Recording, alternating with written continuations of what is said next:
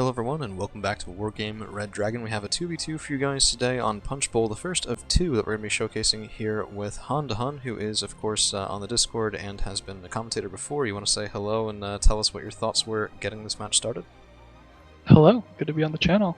This is Punchbowl, just glad to be practicing some opener strategies, right? Leaning heavier towards the two-pointers. Always a good strategy to start with. This is something, like, even on team games, it took a little while for me to wrap my head around, and I mean, Jelly Man was telling me this, Quicksilver was telling me this, a lot of big names in the community are just saying, hey, there's a proper way to play this, even in two-player, and there's a proper way to play it in one-player, and basically the idea is Center and Dimitri win the map.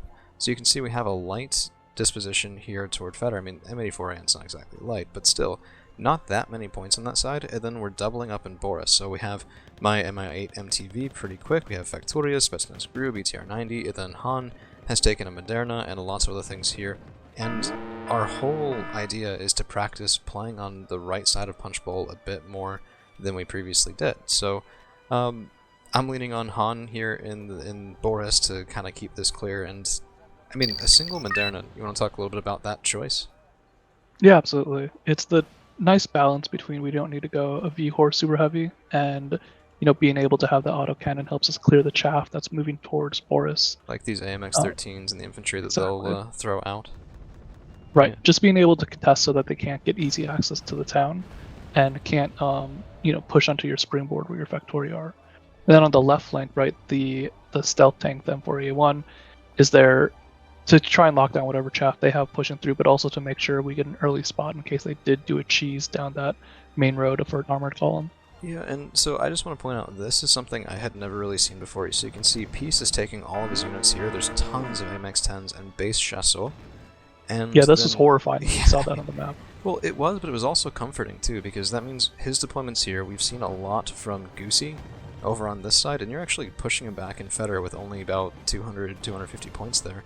And that means that Center is probably clear, so I actually took all of my stuff and just threw it across the short path instead of the long, because as soon as we see this, I'm sitting there going, he can't possibly, I mean, that's a 2A1, there's just, I mean, the double 2A1, 200 points right there, plus all the chasseurs and AMXs. I figured this would be more than enough of an attachment to at least get a foothold in Center, while the rest of it wraps around. So BRDM-3 on this side, K52 on this side, OSA, I mean, I only wished I had heavy tanks, and this is actually pretty goofy, so my books are off.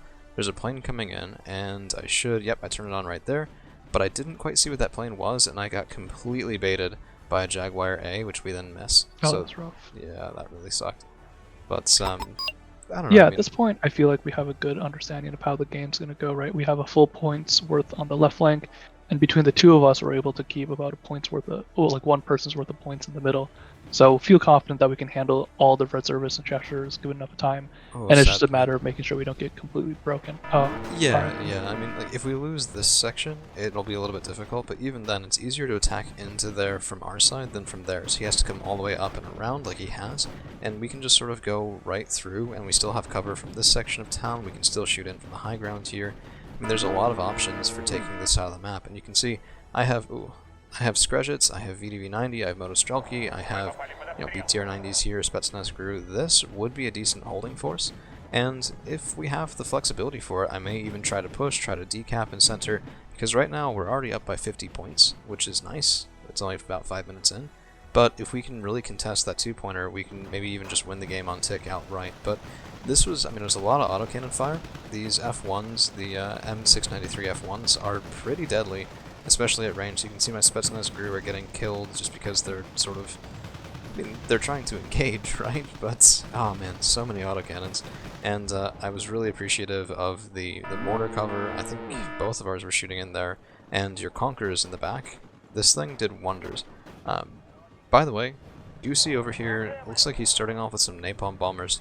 Did you find that to be effective, or was it really just a bit of a, I don't know, I don't like these guys so much myself. I never get good use out of them. Yeah, this opponent was using the napalm bombers as more like blind area denial rather than as direct damage. So it would work if I was committing more points to that side and he was trying to force out infantry, but he was hitting a lot of empty space. Gotcha. Well, so my T-72 OBR is getting a little bit wild and crazy. I should have kept him back a bit further. He actually wasn't spotted by the Peace Rhine, and we do get, unfortunately, taken out there, but a little bit of revenge last minute with the KA-52 taking out that plane, so yeah, I think that's, what, it's up 40 points for Blue 4 on that trade, but at least, you know, I have a lot of the OBR 1989s. I think this deck takes 2 cards of them at 3, so up-betted, I want to say. And Peace Runs you should only have, I think, 2, but if we look right now, Fetter's gone. So we had that initial success there, and this is just empty, so we're getting some base defense, some base Monostrelki, BRDM3, things to stop helicopters from coming around the side, because the autocannon will do that pretty well. And then, for a little while, I think we're just going to ignore it, because, I mean, I'm pushing on this side, we have Spetsnaz GRU, we have Skretchets, MTLBVs, VDV-90, it's time to move, it's time to GRU, it's time to get up there and see if we can get rid of the CV. And to countercap as well. And I think at about this point in the match, we were also joined by Gatsu, and he was just watching us play and offering some very good advice. And I do have to say, if you ever find yourself playing with Gatsu in voice chat, and he's telling you things to do, I mean, I would just do it. Yeah, it's just good. And a lot of it was really nice too, because it's the stuff that, if you could watch yourself play, that you'd want to do, like resupplying things like the MIA MTV over here, which he pointed out it's just sitting, so he's actually the reason that I think I take that back and resupply it in just a second. It's really nice. It's also why no backseating is probably a common rule in tournaments, because it does really just give you the ability to not micro things better necessarily, but macro things better as well. So remembering to do things, remembering to get a lot of housekeeping work done, that really does help. Yeah, Wargame is often, it comes down to attention span if you have similar skills, and so being able to remember every little thing that you need to be going on, or knowing what point to focus on, having like a coach in your ear being able to tell you that is a huge advantage sometimes. I think it's also why Moto is so deadly against newer players, and that's what makes it a really tempting thing. Oh geez, that Conquerors is beautiful. I think that's what makes it really tempting for newer players as well, because it's like, if you can figure out how to wrap your head around a bit more micro than your opponent, and your opponent's of similar skill, then Baltic not Baltic, but Moto can really do a lot of work. And so we have lost Boris now, we are going to have to retake this, and the Lansons have made their way over here, just area denial, but that's the CV backing out here, so it was from Goosey. I don't really know why they split up their CVs that way, because I would have thought if Peace is fighting in Boris and center, just send that to center, and then let Goosey keep his CV in Anna.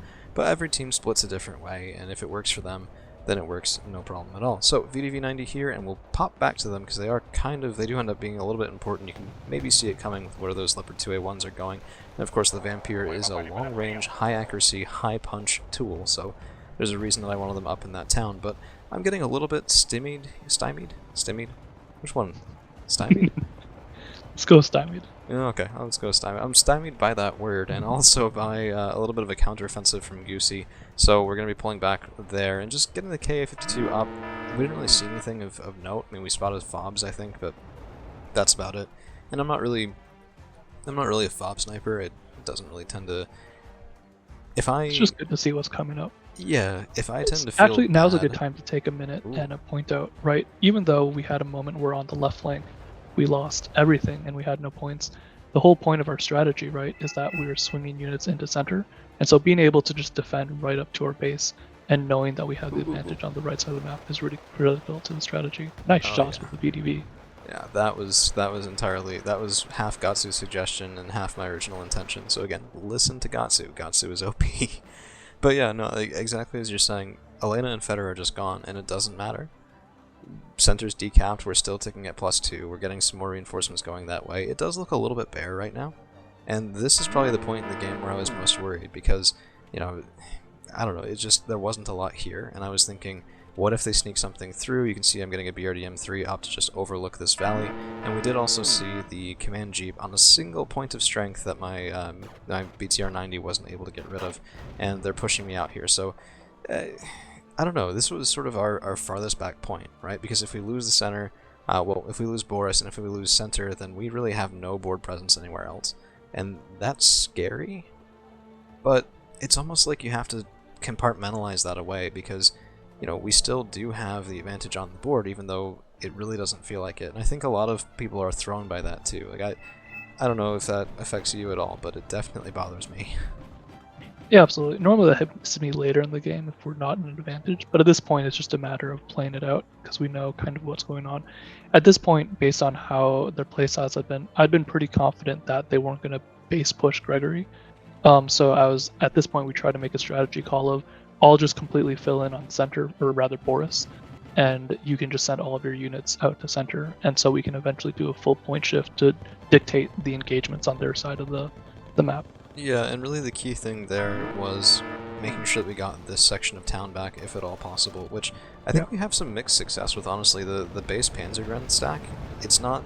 Oh no, yeah, base Panzergren and Panzergren 90. I don't tend to use base Panzergren, but they do have the MG3, they do have shock training, only 10-point strength, but, I mean, this is sort of... it's a double-edged sword, right? And I'm playing as USSR, I do tend to struggle as USSR, but when BTRTs get their frag launchers away, I mean, that feels very, very nice. I don't know. So Yeah, base Panzergren. I mean, they'll infantry on infantry, they'll do the same damage as Panzergren 90. It's just really a difference of whether or not you're bringing in support fighting vehicles, deal with them or not. This was a bit of a dive. I was getting so pissed about the just the endless napalm that unfortunately I lost to PD. It was very much not worth it. Yeah, because we spotted their anti-air there, but it was just, I don't know, it's a little bit of a throwaway, which, I mean, you can be up games, and if you start throwing away points, the tide can very well turn. I think you and I just had one like that not too long ago.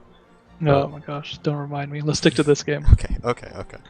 The game that we're on only, but, I mean, we're wearing through, and the Panzergren 90, they're 25 points apiece, so, you know, we lost some infantry, I lost some sapere. I'm fine with it, as long as we can actually get these guys all the way killed, because if they can retreat back and heal up, then we lose value, but if we can get the kills on them, then those trays become worthwhile. And the T-72 LBR 1989s did some pretty good screening here. They will really just wreck 2A1s, and the KA-52 kept spotting command vehicles. This is hilarious. I think they actually went through... oh geez. This doesn't look so bad. From this perspective, I don't know, is this just... can't actually turn the field. Well, it always looks good when you're only seeing your units. Oh yeah, that's fair. I'm actually curious. Let's do a full zoom out. Yeah, okay, I see what you mean. That looks less good. But I guess my question is, look at all this stuff here, right? There's Storm Engineer, there's Kustjägeri 90, 35 points each, holding the town that has never once been threatened out of the opener. And they did see some combat, but was that really worth it here? Because we have double 1A5NO, that's 130 points. There's a lot of stuff, and I always feel bad. Like, I've lost a lot of games, trust me. I've lost a lot of games. But I always feel bad when I lose games and I haven't thrown everything at the problem. So, I don't know, I would only be able to restrain myself so long here without launching an offensive. And we don't know what they were saying in group chat either. It could have been like a long-term strategy to just make sure they lock this down and then grind us out, because they're having some success at doing that. Well, you can kind of extrapolate based on, because Goose was asked to cover both flanks. So he started laying a Fedor, and then once you hard push center, his units had to start moving over to reinforce center, while Peace continued the push on Boris. So because we saw those, that's why I kind of knew that Goose wasn't going to be throwing units at our main base, because just from how he was playing against me, you know, I didn't think that he was going to be able to retake center and push the left flank, our left flank. Yeah. And it's the kind of thing where all those units, if he did commit them to a push, I don't actually believe he would have had enough to break all the way into our base, because our reinforcement path would have been so short. So it's one of those things where I knew I could hold the short side with less points than he had, and if he was going to commit to a push, he would need a lot more units sending down that road. I think Peace was also trying to help out as well on this side, because we have reservists, which are very cheap, but they are bodies, and with proper support from their vehicles, that can be pretty deadly against things like Monostrelki.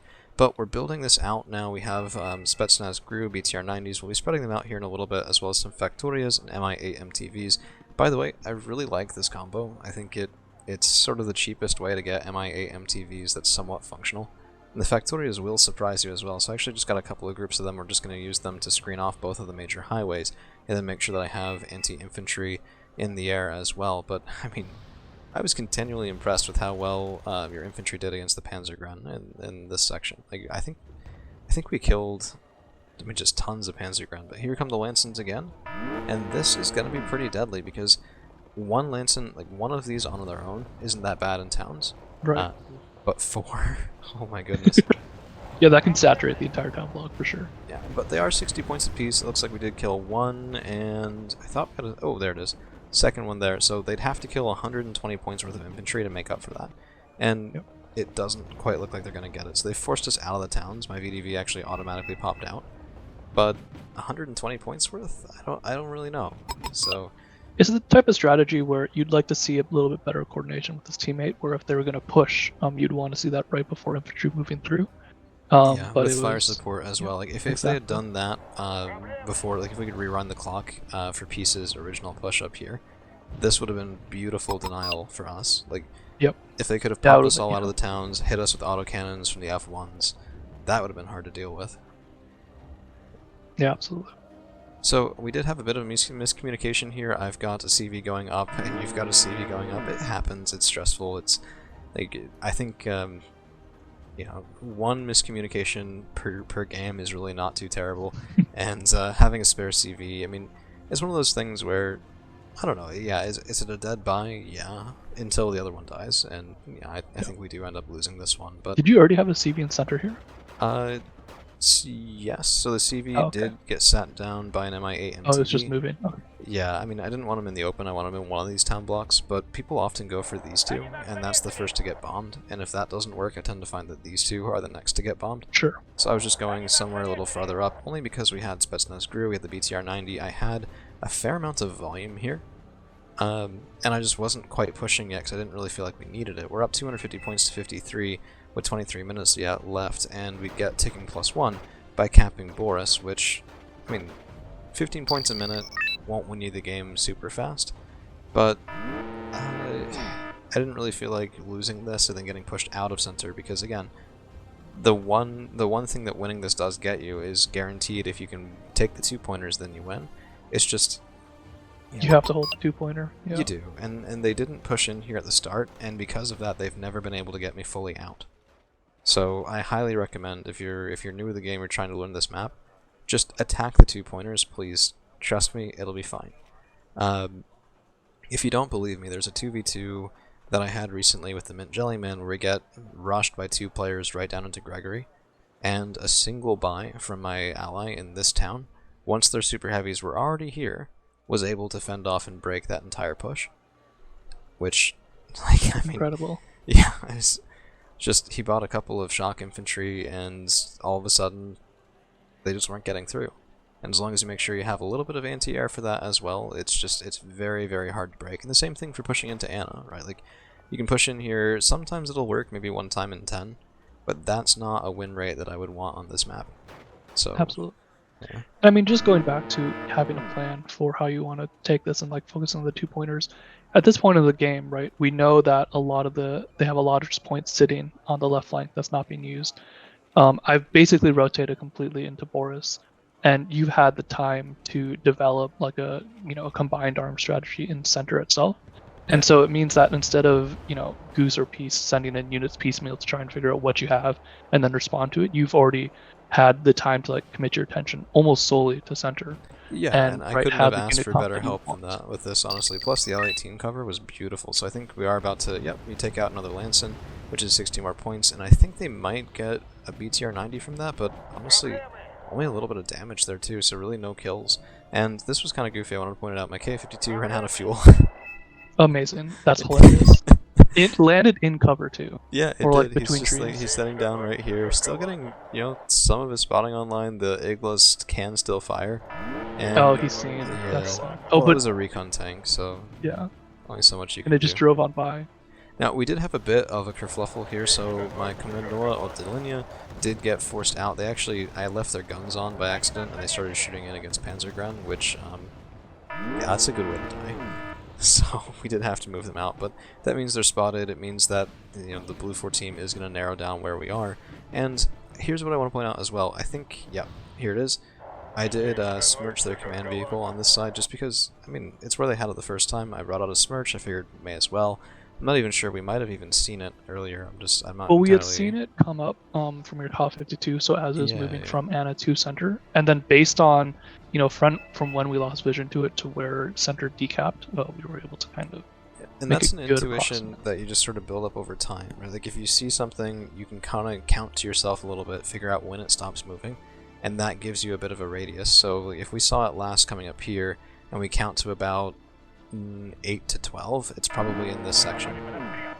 Around 15 to 18, it's probably up here, or maybe up there. So that sort of gives you your spread. And this is what Han was saying earlier, because he's taking such a large effort in Boris. Now we've reached enough here where I'm actually going to be pushing. So I have 2 OBR 1989s. That's, you know, it's 280 points in tanks, just moving on up. And all ahead of that is Motostrelki, BMD2s, MTLBVs. There's a lot of meat here with the Motostrelki. There's Punch the VDV90, there's Punch the T72 OBR 1989s.